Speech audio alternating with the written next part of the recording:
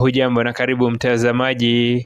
Timu ya kinadada ya MTG ya Kilifi inayoshiriki ligi ya kinadada ngazi ya kitaifa iliyo chini ya usimamizi wake kocha Fathime Hamisi, wengi wakimtambua kama kocha Tibu, akiwa na msimamizi wake Mohamed Hassan, imeshuka dimbani dhidi ya timu ya Gor Mahia Queens katika uwanja wa Maisa Komarok jijini Nairobi. Timu ya kinadada ya Gor Mahia ilijiweka kifua mbele kunako dakika ya 15 ya mchezo.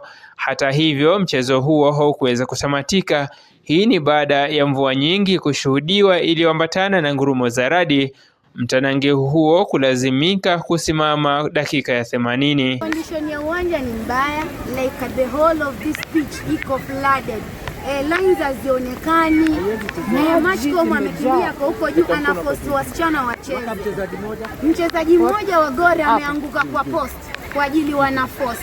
So sisi kwa sababu tuna advocate rights za wasichana hatuwezi kuendelea. Kuna radi hiyo, bado ni risk, tuko katika radi.